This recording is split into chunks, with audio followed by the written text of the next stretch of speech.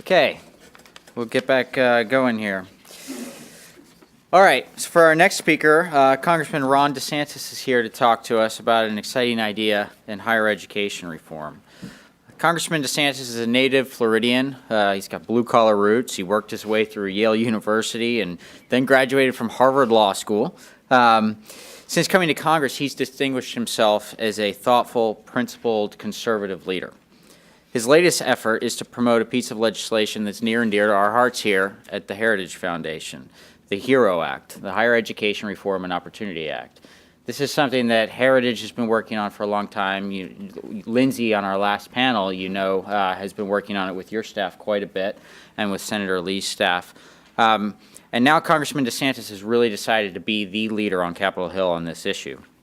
Yesterday, we had a brief discussion about the kind of imminent failure of what Walter Russell Mead called the blue model. That is, the big cartels that have existed as institutions in this country since the New Deal. Those cartels can big labor, big government, big business, and yes, big education. They're failing institutions. The model is passing away. There is a new future ahead. The future looks more like choice. It looks more like personalization. It's more like decision-making in communities, not imposed from top down. And it looks like empowerment of the individual. The HERO Act is on the cutting edge of advancing this movement in the sphere of higher education. The HERO Act would break up the big education cartels and provide a better future for people and for education consumers. I look forward to hearing Congressman DeSantis talk about this. Please join me in welcoming him to the podium. Well, thanks, Tim. Thanks for having me, and thanks to Heritage. There's so much stuff that goes on in Washington, and when we on Capitol Hill can get a nice, crisp piece of analysis from the foundation, it just kind of clicks in your head, and yeah, this is the way we need to do. I also want to recognize Senator Mike Lee, who is the original brainchild of this idea, and I think if you look at what Mike Lee has done over the last several years, he has churned out more thoughtful, conservative reform ideas than probably any Republican member of Congress since Jack Kemp. And he's somebody that I've worked with on this, but also on other reforms. I thought about, and when I think about kind of where we are with higher education, I just think about Abraham Lincoln. He was running for president in 1860. He answered a letter from a young man who was asking how to obtain a thorough knowledge of the law. And Lincoln wrote back and he said, "The mode is very simple, though laborious and tedious. It is only to get the books and read and study them carefully. Work, work, work is the main thing." So you have Lincoln, who he's got no formal education, no fancy degree, yet he made himself a great lawyer, cogent writer, superb orator, and of course, perhaps our greatest president. Today, though, if that young man came up to somebody, I think few would give the same advice that Lincoln did. I think most people would say, hey, you need to go get that degree. It's the degree that really matters. And I think the formula that we've seen developed is something that is very familiar. You attend a traditional brick and ivy degree-granting institution, even though it likely means incurring tens of thousands of dollars in debt in order to pay the ever-increasing tuition costs. Now, don't get me wrong. People, especially in this economy, who lack advanced knowledge and skills beyond the high school level, they're likely to face the prospect of stagnant wages and diminished opportunities. Federal policy, I think, has correctly recognized this, but I think has conflated acquiring knowledge and skills with obtaining a degree from a traditional college. The two are not mutually exclusive, of course, but they're also not the same thing. Lincoln, for example, lacked a degree, but was nevertheless very knowledgeable. And understand what we're arguing with this bill. We have the best universities in the world, and we think people who go to a lot of our universities, they get a great education and they perform very well in the economy. I'll have some of my younger constituents, when I talk about this, they'll say, well, I want to be an engineer, I'm going to apply to MIT. I mean, you think it's worth it? I'm like, yeah, it's worth it, go, you're going to do great. And so we really value the colleges and universities. But I think the recent experience has illustrated the shortcomings of current federal policy. The cost of higher education has risen more than twice the rate of inflation. Student loan debt has skyrocketed, and yet job opportunities for recent graduates have declined. Indeed, a startling 40% of recent college graduates end up either unemployed or employed in jobs they could have had out of high school. And of course, millions of students who we don't talk about as much, they incur debt but fail to obtain a bachelor's degree at all. And so this debt represents a millstone, makes it far more difficult for them to reach the middle class. So we have a curious situation in which the need for advanced knowledge and skills has been steadily increasing while the value of a traditional degree has been declining. Now, of course, the liberal response to this is very familiar. You pour more money into the existing system. And I think we can expect this to exacerbate the problem while harming American taxpayers. And so what Senator Lee and I propose to do is to attack this issue at the root of the problem. And under current law right now, the only way a student is eligible for loans and grants under Title IV is if they attend institutions that have been accredited by existing regional accreditation bodies. And Mike Lee has described this correctly, I think, as an iron triangle of regional accreditation bodies, federal bureaucracies, and colleges and universities. It is essentially a cartel that drives the price of higher education higher and higher. Federal policy has become a vicious cycle in which increased subsidies fuel increases in the price, which then leads to more subsidies and yet higher prices. And so the HERO Act is really, at a minimum, at base, a simple reform.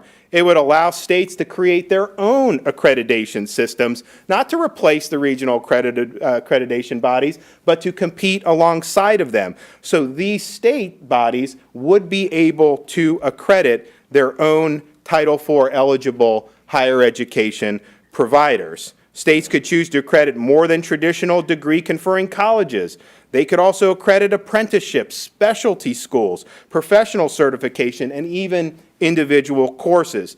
This way, students will be able to use Title IV loans and grants to gain access to the skills they need at lower prices and on a better timeline.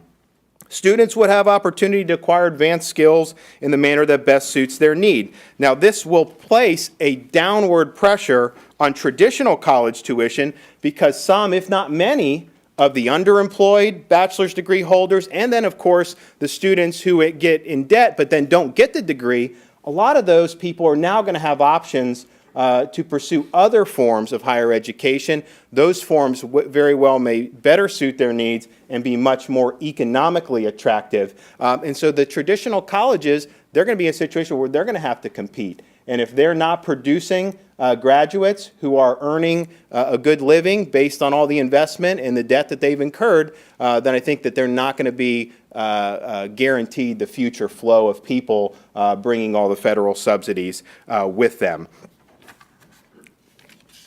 And I think it's good for taxpayers. And Mike and I have talked about this. If you think about it, what we're proposing to do is there would be more people who would have access to get federal loans and grants. And so at first blush, you'd say, well, gee, isn't that going to cost more? But if your alternatives are go $30,000 or $40,000 in debt to get a degree that may not allow you to end up even reaching the middle class, or doing a series of, say, individual courses that you could do for the hundreds of dollars rather than the tens of thousands of dollars, I think you'll see more people want to access that, but I think they will be accessing it at lower rates. There was an interesting Wall Street Journal article last week, and it profiled a technical college graduate from Texas who made $130,000 in his first year as a welder.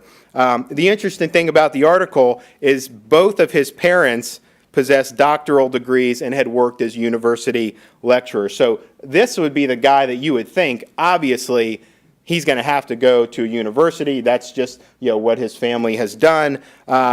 But you have this mismatch between costly university degrees and job opportunities that is significant enough that even the son of two professors would choose the two-year technical degree rather than the traditional brick and ivy models. And for me, I think it's exciting when you think about the possibilities for non-traditional students.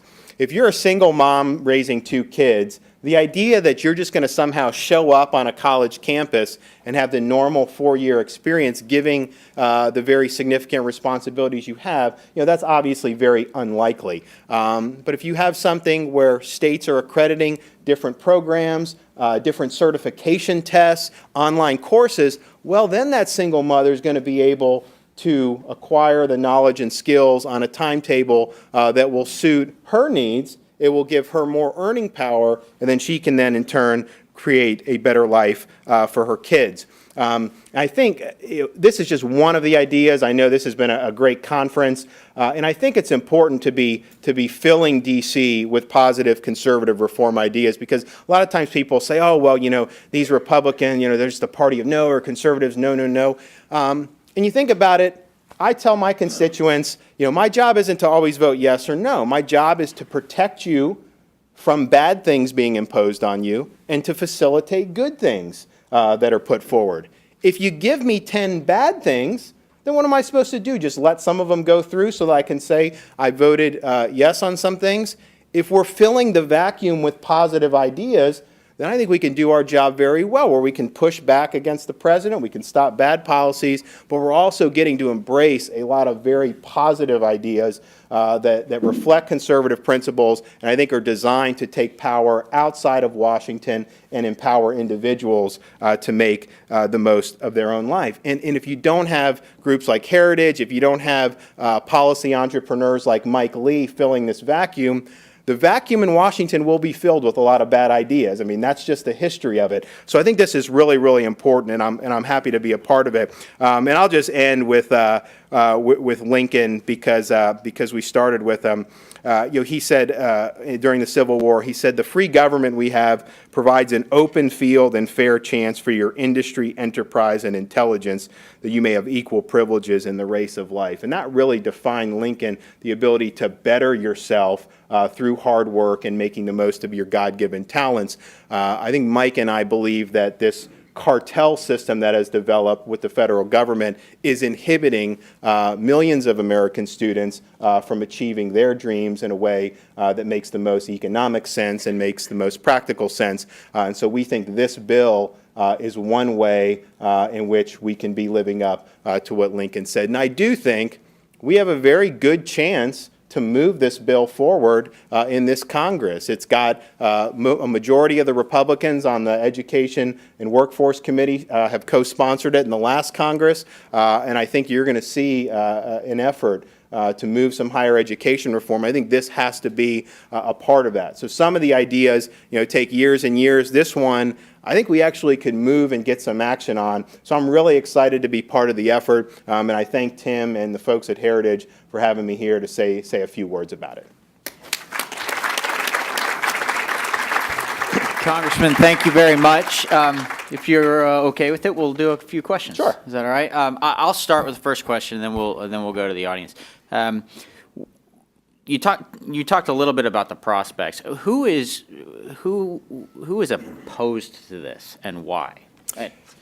So, yeah, I mean, I think once people understand, I think you see a lot of support, and we've seen support from significant figures in the Republican Party. Paul Ryan mentioned this in a policy speech he gave a couple months ago. But I've also had people affiliated with labor unions come up to me because they're thinking, man, people could then go. They could get a certificate. We're going to be producing more skilled laborers, and those are good-paying jobs, and you're not going to see those jobs necessarily be moved overseas. I think there's going to be resistance, perhaps, from the education establishment. And there's a legitimate argument to say, look, well, the reason why we have these accreditation bodies is because you do want some semblance of quality control. What we're proposing to do is not go back on that at all, keep it, add our own at the state level, and so these states will be able, just think, in Florida, if we could create an accreditation system that was not comprised of traditional academics like the regional accreditation bodies are, but maybe we have somebody who's affiliated with the defense industry. Maybe you have somebody who's affiliated with hospitality. There are all these different things, and then they could be in a position where they're going to be more open to evaluating, I think, cutting-edge endeavors in terms of higher education. So I think anytime you are disrupting the status quo, the folks who are most affected by that, I think are instinctively maybe push back. But I do think it's the right approach in this bill because we are not messing with any of the college accreditation bodies as they exist now. Senator Lee wrote in an article, you can tell your college president if they like their regional accreditation body, they can keep it. Great. Questions? All right. So, yeah. Good. All right. Well, this has been great. I think this is one of the pieces of legislation that obviously we have at Heritage Action put on our list of priority pieces of legislation. So we're going to do everything that we can to push this. I hope we can get to a place here in the next few weeks where we can get all the agreement we need to get this on the floor. And thank you very much to Congressman DeSantis for championing this. Appreciate it. Happy to do it. Thanks. Thanks a lot. So now we can work on our afternoon sessions.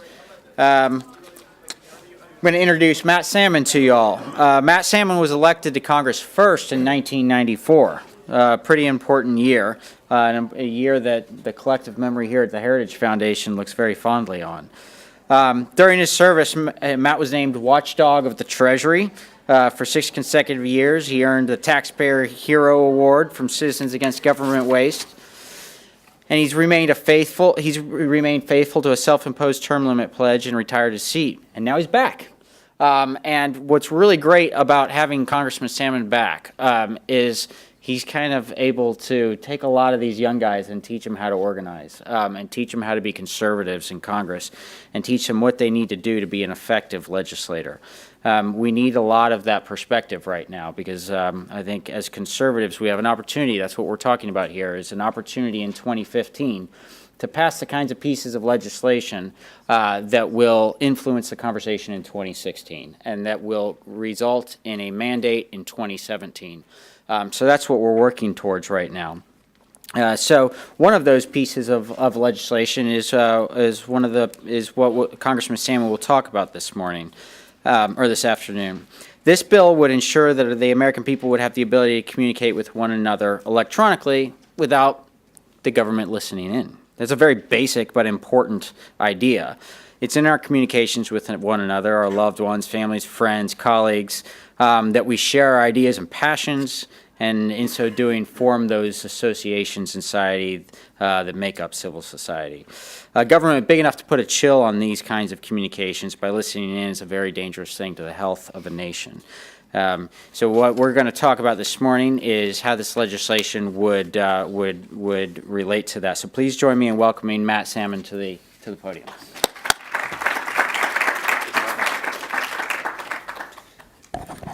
You know, the Fourth Amendment to the Constitution is such an important issue that my Republican counterparts, or my Republican supporters, excuse me, in Arizona, just had their organizing meeting in the Maricopa County Republican Party.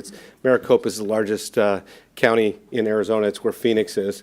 And one of the bylaws that they adopted when we organized was actually that members who are elected to Congress and state legislatures all across the country are to be reminded how important the Fourth Amendment to the Constitution is.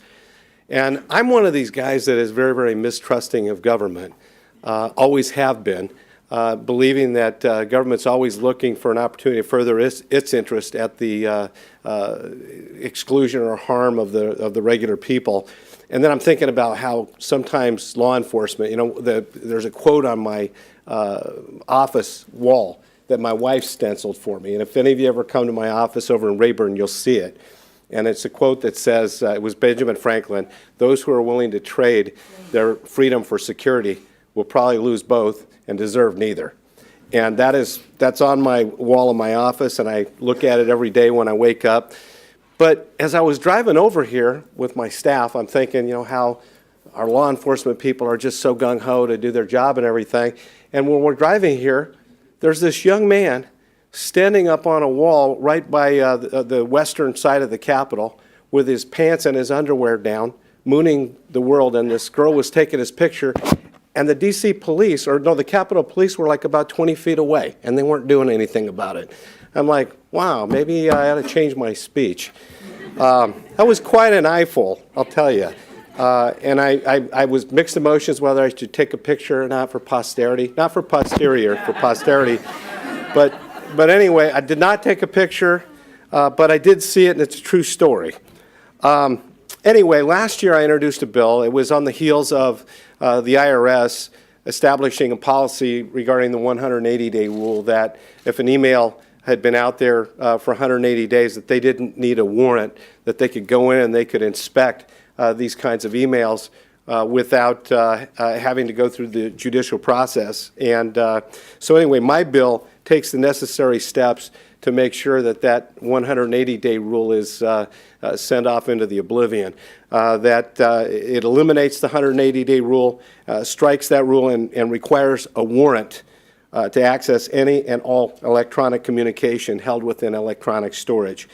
It also requires a search warrant. It requires a government to provide the customer with a copy of the warrant within 10 days if they are a law enforcement agency, and 3 days if it's another government agency, such as our beloved friends at the IRS. It requires disclosure of all customer records, and it outlines the details of how and what information they have had to go in and secure, so that we have some transparency and we know exactly what they're using that information for, and that it is for the purposes that they say they're using it for. And then finally, it requires the GAO, Government Accounting Office, to issue a report that includes an analysis and an evaluation of all of the customer communication and records that they have gotten through warrant, so that we know that they're doing exactly what they say they're going to do. I know that with what happened recently with Sony and the hacking of their system and some of the cyber warfare that's gone on by Russia, now North Korea, and others, that a lot of the big government types try to use this as an excuse to come in and usurp more and more and more authority. And while I do want security just as much as the next person, I want to make sure that we do it within the confines of our Constitution, whether it's dealing with CISPA, whether it's dealing with the Patriot Act, which, by the way, I was one of the people that worked with Justin Amash and others to try to get the Patriot Act redrafted. Interestingly enough, last year we were able to get a rewrite of the Patriot Act that I think satisfied our needs, and it came out of judiciary unanimously. And then what happened was the leadership changed it around to something none of us could vote for. After it already came out of the Judiciary Committee unanimously, and guys like, Ron DeSantis, myself, Justin Amash supported it, then they changed it to be something that we couldn't support. And so, with all the calamity and the terrible things that happen across our world, there is a rush to go in and I think do things the wrong way. And I think that we can have our cake and eat it too. That's what our founding fathers envisioned. They envisioned a free society, and after all, if we give away our freedom to protect our freedom, what's it worth? I mean, we have got to, I think, fight the fight and do everything we can with vigilance. We all want for the bad guys to be apprehended, but by the same token, we're not willing to trade away our freedom for a security or even a false security. So I really appreciate the opportunity to be here today. I was hoping to be part of the panel, but I don't know if they did this on purpose, me being the conspiracy theorist I am, but we have votes in just a couple minutes. So I have to get back to the Hill, and hopefully that young man has his pants up by the time I go back. So anyway, thank you very much. It's a thrill to be here.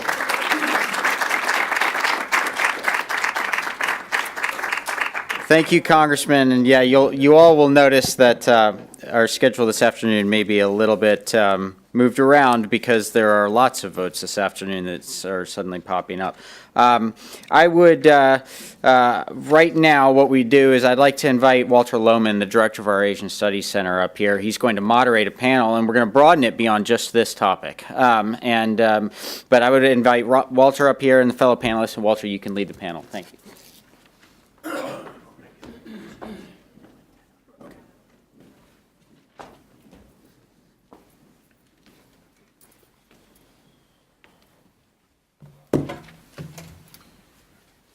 All right, well, good afternoon. I hope you'll forgive me for being as efficient as possible with this panel. We don't have a lot of time, so I'm not going to waste much time on sort of overarching thoughts and long introductions of our panelists. What we wanted to do was just get right to several issues that are major priorities of the Heritage Foundation. One, in the trade field, Claude Barfield will speak about TPA and TPP and any other trade issue that he wants to hit on. As you know, Heritage has long been a strong supporter of free trade and free trade agreements. Rupert Hammond Chambers is here. He's going to talk about Taiwan, another major interest of Heritage over 30 years since the founding of our Asian Studies Center. Rupert is president of the U.S. Taiwan Business Council. I should mention, too, Claude is a resident scholar at AEI, a frequent partner of ours and collaborator. And then David Insera, who's also with Heritage. He's a research associate for Homeland Security and cyber security issues. He's going to talk, I think, principally about visa waiver, but is also available to answer any questions you might have about our positions on the issues that Representative Salmon just discussed. So with that, let me turn it over to Claude to get us started. Each panelist will speak about 5-7 minutes, and then we'll get to some Q&A Okay, I have my and watch discussion. right here. I'll stop in mid-sentence. Okay. Thank you, Walter, and thank the Heritage for inviting me back to AEI, to the Heritage Foundation. About 7 minutes, and I want to just talk about the trade agenda this year. Let me make two upfront points, so you'll remember before I get into a little bit of weeds. With 7 minutes, not too many, but I think one of the things to note is that 2015 could very well be a banner year for trade in terms of trade agreements and trade policy in the United States. There's the Trans-Pacific Partnership, which is coming to agreement with 11 other nations in the Pacific, which is close to the end, and we'll know one way or the other in the next couple of months. There's an agreement which is much less farther along with Europe. And then in the WTO, the World Trade Organization, there are two sectoral agreements, one on information technology and one on services, which have a fair chance of coming to fruition, I think, sometime during 2015. People forget that even though the Doha round, the big round, has crashed, the WTO is quietly moving along in other areas. So that there's a lot on the plate. I should say that I don't think with the U.S.-European there's any chance at all that it'll be finished this year, and we can talk more about that, but I think it will move along. So it's a large agenda, the largest agenda since the early 1990s when we had the NAFTA agreement, then followed by a big agreement in the world that created the World Trade Organization with the Uruguay round. So that really is on the plate. The second thing that I should note, turning to the politics of trade, and this would cause it causes me heartburn maybe a little bit, and certainly will cause people in this audience. It is not a bad thing, actually, in terms of trade policy, whatever we think about President Obama and a Democratic administration, it is not a bad thing to have a Democratic president who is in favor of trade agreements, whatever his checkered background on trade policy, but now is, I think, fully committed to the TPP and to the U.S.-European and to the WTO rounds. That on the one hand, with a Republican Congress on the other. The difference being that if you look back to the Bush years, the Democrats were so adamantly opposed to anything that the president did, and there was something about Bush himself maybe and the other questions of foreign policy would have been true with any, I think, Republican president. There is a chance, I think, that Obama will pull in a small segment of his party because he is the president and he is in favor of this. We'll come back to this in questions. Now, The thing I forgot to mention that has got to trigger all this is I'm sorry that the congressman had to leave because I've been interested to see what he had to say about this, is that the Congress now has to give the president so-called trade promotion authority to kick things off. And I'm not going to go into detail about this. Trade promotion authority is a grant of authority going back, beginning with the Nixon administration, which came about because our trading partners said, look, we need some assurance that if we put our bottom line on a trade agreement, that the Congress will agree to it. If whatever the president says, Congress will agree to it, or at least it'll agree to something timely. In the 60s, Congress had not agreed to several things that the Kennedy administration had put forward, and in other cases, they had just dawdled and done nothing. So what the Congress did, and it's continued to our own time, is pass I'll come back to what this actually is. It's not a regular piece of legislation. It's pass new rules that the Congress told the president that we will give you instructions, and we want you to follow them. If you do follow them, we will promise you a vote within 90 days of the time this comes up to us, up or down, without amendment.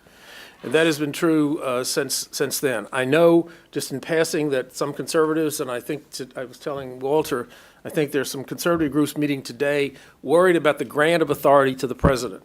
I'm not going to go into detail here. I'll be happy to answer any questions. But for those of you who are worried, who consider yourselves quite conservative, this has come up before. And I remember in 2002, ancient as I am, going to Robert Bork. And then I think Bork talked to Ed Meese, who was here at Heritage, to write pieces about why this, as far as they were concerned, was not too great a grant authority to the president. So I'll just leave it at that. The only other thing I want to talk about for a couple of minutes is the TPP, the Trans-Pacific Partnership. As I said, it's in the final stages, one way or the other, of negotiations. Serious negotiations began in 2010, and since then we've had 23, 24, I've lost count actually, of actual negotiating rounds, if you will. There are 11 nations besides the United States. The TPP has been called the first 21st century agreement. And what people mean by that is that for the first time, much of the trade negotiation is not with things that happen on the border, tariffs or taxes, things of that nature, but actually barriers to trade and investment that are inside a nation's border. The kinds of things that stop a lawyer in the United States from working in Japan, or construction projects because of different rules and regulations. And the aim is not to totally mesh them together, but to have some sort of mutual recognition and also lower actual barriers and actual discrimination. And so it is covering such things as the rules for state-owned enterprises, these are public monopolies, health and safety regulations, intellectual property, services regulation. I mentioned, I think, construction, lawyers, telecommunications, banking, finance, that kind of thing. So that is the key to it. But there's another side, and this gets me to the other point I want to make about how the negotiations ran out. You do have a lot of 20th century issues which the United States has been pushing with Australia and Japan and others. But there are also some very important, what we would call 20th century issues that the United States is going to have to step up to the mat on if this comes to conclusion. Such things as textiles and clothing and shoes and sugar. Old issues. And what a number of the countries, the smaller countries in Asia, the Vietnams, the Malaysias, Peru and Chile are saying, okay, we may be willing in the end to go along with what you're pushing us internally, but we need you to compromise on the issues that have been around that you have refused to compromise before. And so it's that, without getting into more detail now, it's that juxtaposition really, which is really the core of the negotiations. I think that there is a good chance that the Congress will pass TPA. They're working now on a bipartisan bill, actually, that was put together last year when Senator Baucus was chairman of the Finance Committee before he went to China. I think there are discussions going on that seem to be fruitful between the Senate Republicans and Senate Republicans and Senator Wyden, who would have been the incoming chairman had the Democrats won. From what we see, Wyden is really interested in transparency and enforcement issues, and you may be able to make compromises. One final thing in terms of the politics here, Democrats versus Republicans. And I should say in passing, what the Republicans would hope to get would be, they need Democratic votes to get maybe a fifth or a third of the Senate Democrats, and maybe more if you look at history. And then to get maybe 20% of House Democrats. That is, House Democrats are much more, if not protectionist, at least skeptical of trade agreements than Senate Democrats. And so there's the hope that you will get that. I think the one thing that the Republicans are going to have to swallow, and Hatch is key here because he detests this legislation, is some kind of trade adjustment assistance. That is assistance to workers who allegedly have been put out of work by trade agreements. This is a terrible program. It doesn't really help anybody, and Hatch has known this, but I think he has signaled that, well, in order to get the TPP, I may very well swallow that. One final point. The TPP is more than a trade agreement, and this could be true with any trade agreement. It's true with Europe, too, the so-called mega-regional agreements. The TPP has become the symbol of the U.S. pivot to Asia. As scholars here at Heritage and scholars at the AEI have pointed out, the military part of this, the security part of this, is woefully lacking. And we cannot live up to the commitments as what's on the table right now. So the TPP has more than even when it was started, become the symbol of U.S. leadership in Asia.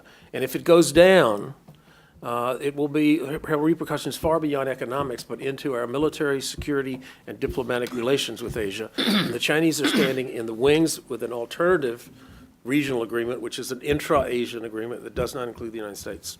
Okay. Great, thank you. Let me just make one very quick point. On the TAA, Trade Adjustment Assistance issue, I mean, our position here at Heritage is we're waiting to see what's in the TPA before we say very much about it. And similar goes for TPP. We're very supportive of the concept and have said so multiple times. We actually want to see what's in it before we pass judgment on it. But trade adjustment assistance, if it is in the TPA, if it's actually in the bill, I think would be a huge problem for us and for many other conservatives. It would be a separate bill. Yeah, I mean, that's where I think most people assume it's going to come out. It's not where they're starting. It's sort of a game they're playing. They want it in from the beginning. But hopefully folks on the Hill will hear that message as they have before and not force proponents and advocates for free trade to vote against such a terrible, vote for such a terrible agreement. Rupert? Great, thank you. Started my stopwatch so I don't get on Walter's bad side. My name is Rupert Hammond Chambers. As you can hear, I'm from South Carolina. That's southern Taiwan. Yeah, that's right. No, Scottish by birth, American by choice. I'm the privilege of talking a wee bit about Taiwan policy, but I'm going to start with China policy.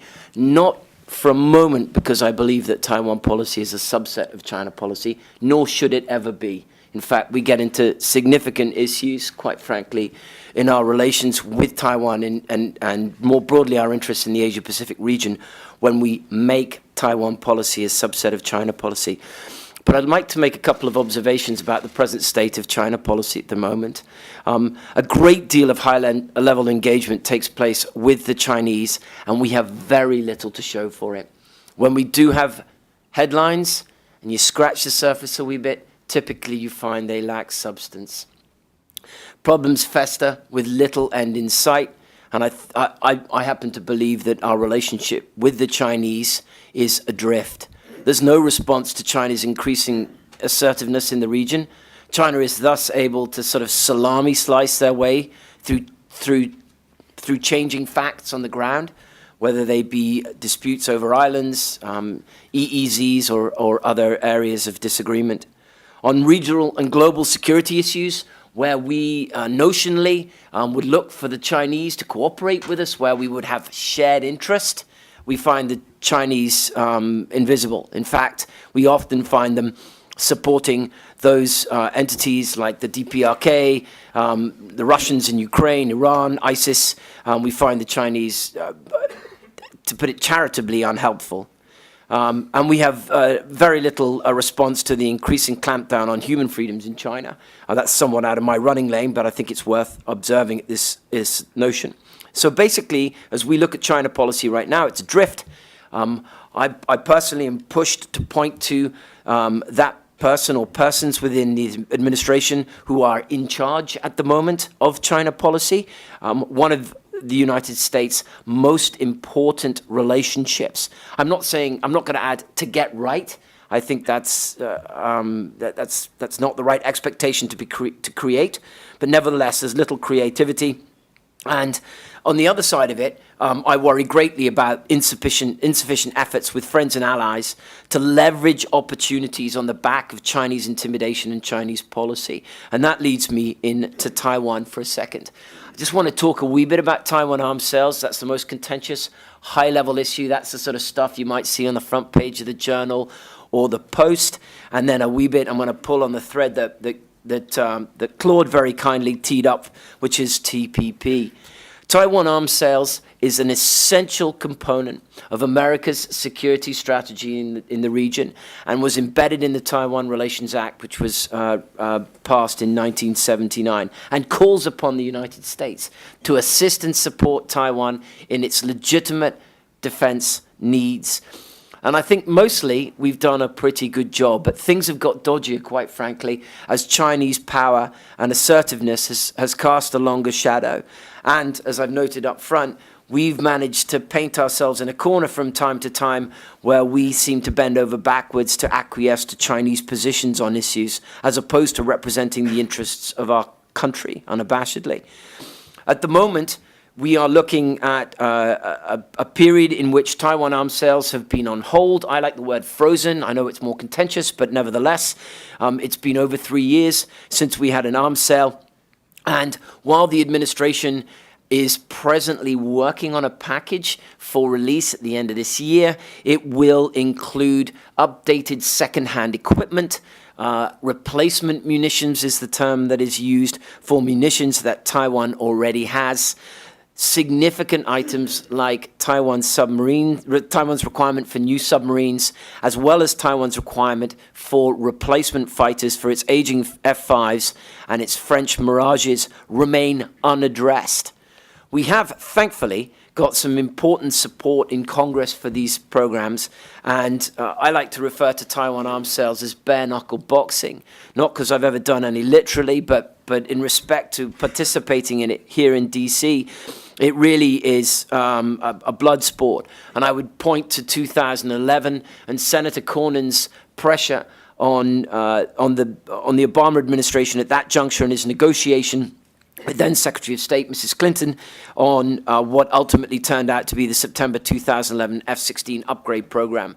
That, to me, frankly, is the way the more contentious issues are addressed with Taiwan arms sales at this juncture. But China's military-to-military modernization continues unabashed, and we continue to argue that Congress plays an essential role, indeed a role embedded in U.S. law to promote the security relationship between the U.S. and Taiwan, and most importantly, politically and materially, to advocate on behalf of arms sales to Taiwan. Just 1 minute on TPP. As Claude, I absolutely associate myself with Claude's comments, as I always try and do. Claude makes a point Dangerous. about... Sorry? Dangerous, I know. As Claude makes a point about the centrality of the Trans-Pacific Partnership and U.S. interests in Asia. For Asian countries, and those sitting up at this panel, we deal with Asian countries on a daily basis. Trade is at the center of their interests. They think about trade when they think about engaging the United States. And that is at the center more broadly of security. And that can be broadened out and include defense issues, capacity building, other things. But trade is at the core.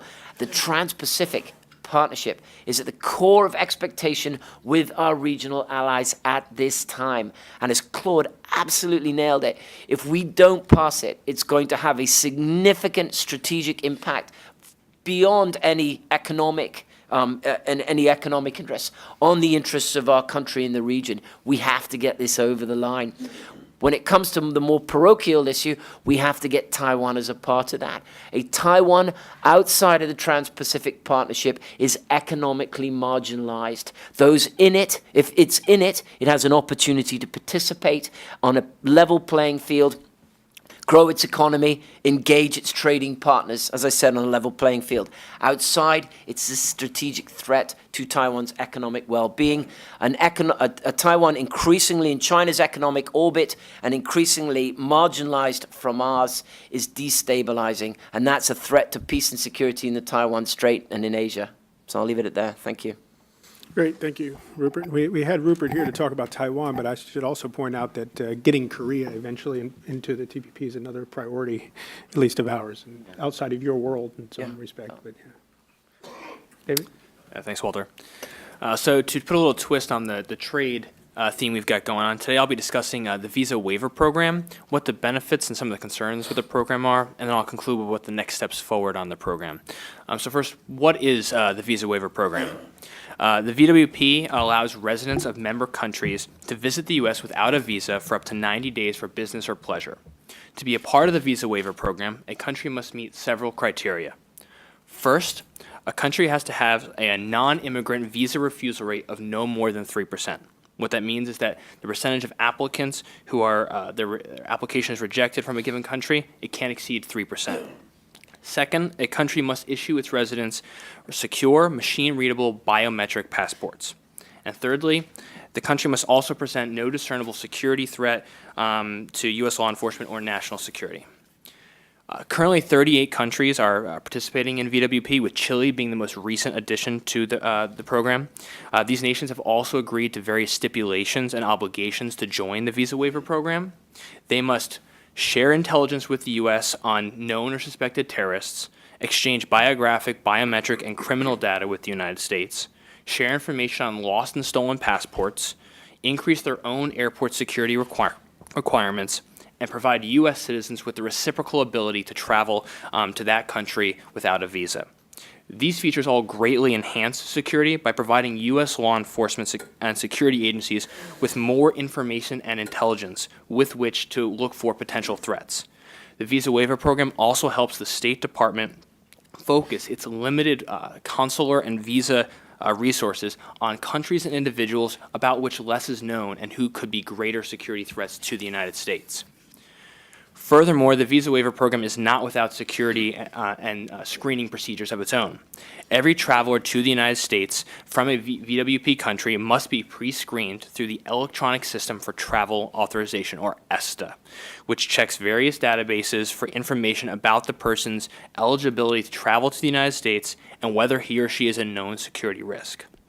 At any point during the ticketing or travel process, U.S. officials can prevent an individual from entering the U.S. if they are deemed to be a security risk or deemed to be ineligible to enter the United States. So in terms of benefits, more information sharing, better airport security abroad, and being able to better focus our finite consular resources. These all improve U.S. security. Second, VWP has huge economic benefits. VWP makes trade and tourism easier. Visitors to the United States increased by 36% between 2000 and 2013.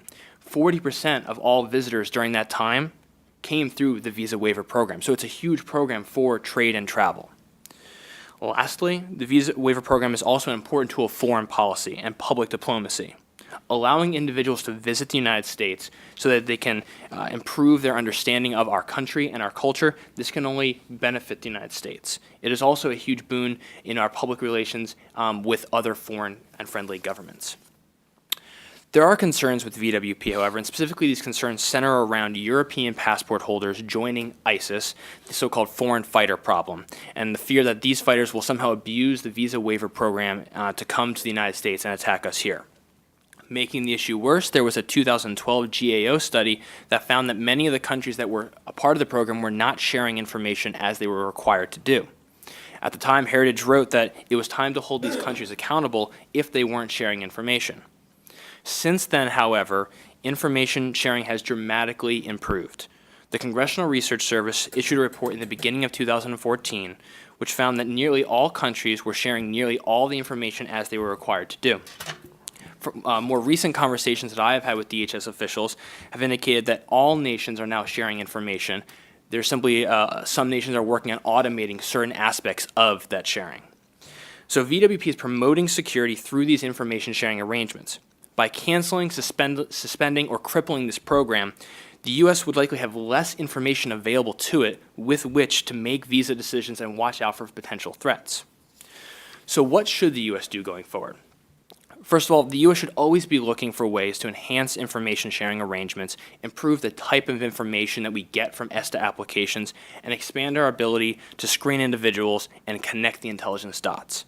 But these type of improvements can be made within the existing VWP framework. It doesn't require that we cripple or cancel a program. Indeed, DHS just made some of these changes a couple months ago when it expanded the type of information that it now requests on ESTA forms. That way it can better cross-check this data against known information. Second, the United States should also be looking to judiciously expand the visa waiver program. The more friends and allies that are contributing information on potential terrorist threats, the better able we are to prevent these individuals from ever entering the United States. The visa waiver program would also allow us to better focus our finite consular resources. The way to make this expansion happen would be to replace the visa refusal rate, which I mentioned earlier, with the visa overstay rate, or use some combination thereof. The visa overstay rate is exactly what it sounds like. It's the amount of people from a given country that overstay their visa. It's a more accurate metric, and we should be using that instead.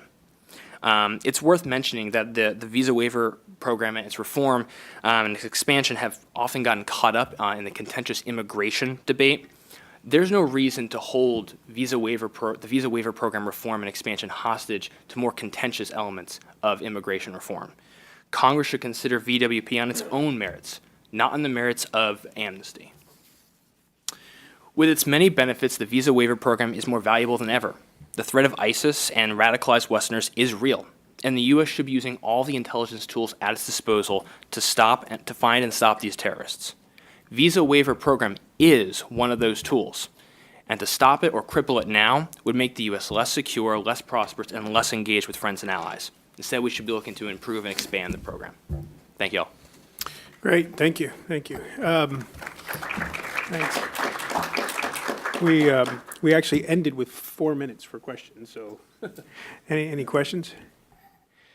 One thing I wanted to ask Rupert, maybe just to put a finer point on his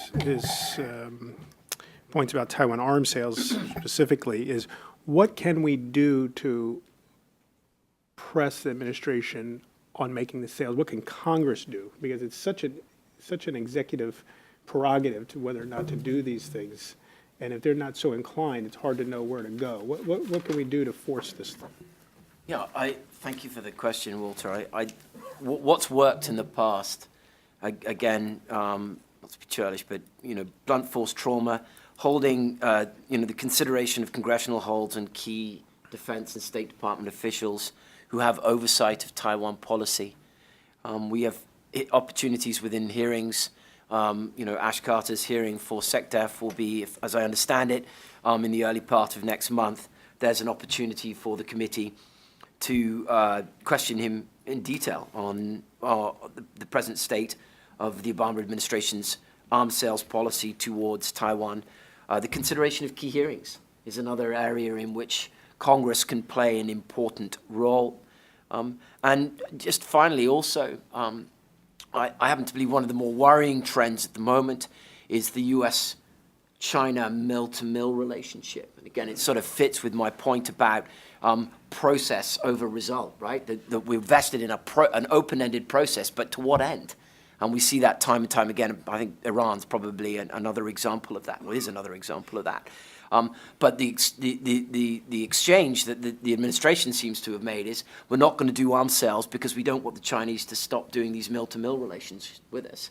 So we're abdicating an important legacy responsibility to support an ally and friend in the region with material defense systems and weapons that it needs to, in essence, pitch up these headlines in this open-ended process.